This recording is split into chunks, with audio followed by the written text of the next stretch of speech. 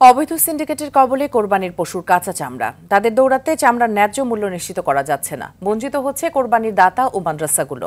সকালে রাজধানীর এফডিসিতে ডিবেট ফর ডেমোক্রেসি আয়োজিত বিতর্ক প্রতিযোগিতায় জাতীয় ভোক্তা অধিকার সংরক্ষণ অধিদপ্তরের মহাপরিচালক জানান, এই সিন্ডিকেটের মূল হোতা পোস্তার ট্যানারি মালিকরা। তার মতে, পোস্তায় ট্যানারি রেখে চামড়া শিল্পের উন্নয়ন সম্ভব নয়। সেলিম মালিকের রিপোর্ট। দেশে বছরে 2 কোটি গরুর চামড়া সংগ্রহ করা হয়, যার মধ্যে কুরবানি ঈদের একদিনে আসে 1 কোটি।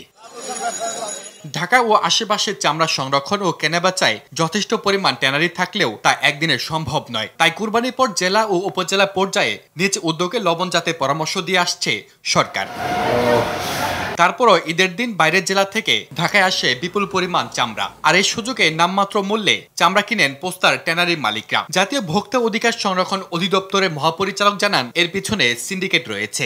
পোস্তাতে কেন টেলিফোন করে আপনার এই চামড়াগুলো বাইরের ট্রাকগুলো ঢুকলো, তাহলে নিশ্চয়ই এখানে কাজ করছে। এবং আমি ওই দিন গোয়েন্দা সংস্থাকে জানিয়েছি এবং আমি ইতিমধ্যেই একটি রিপোর্ট তৈরি করছি। তিনি বলেন, পোস্তার ট্যানারি শিল্পকে রাজধানীর বাইরে স্থানান্তর করা জরুরি। যে উদ্দেশ্যে আমরা হাজারীবাগ সরালাম, তাহলে পোস্তা কেন এখানে রেখে দিলাম? এবং সেখানে কিন্তু একটা টোটাল ঢাকা সিটির মধ্যে এই পোস্তার কারণে কিন্তু ওখানে কিন্তু পরিবেশ দূষণ হচ্ছে।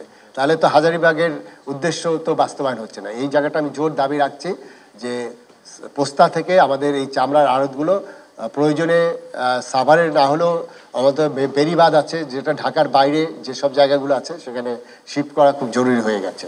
ডিবেট ফর ডেমোক্রেসির ছায়া সংসদ বিতর্ক প্রতিযোগিতায় জানানো হয়, চামড়ার দাম বেঁধে না দিয়ে তা বাজারের উপর ছেড়ে দেওয়া উচিত। কাঁচা চামড়ার দাম নির্ধারণ করেই সেই কাঁচা চামড়ার সেই দামে যদি বিক্রি না হয়ে থাকে, সেই দাম নির্ধারণ করার কি দরকার? বাজারের উপর ছেড়ে দিতে পারে। সেলিম মালিক, RTV, ঢাকা।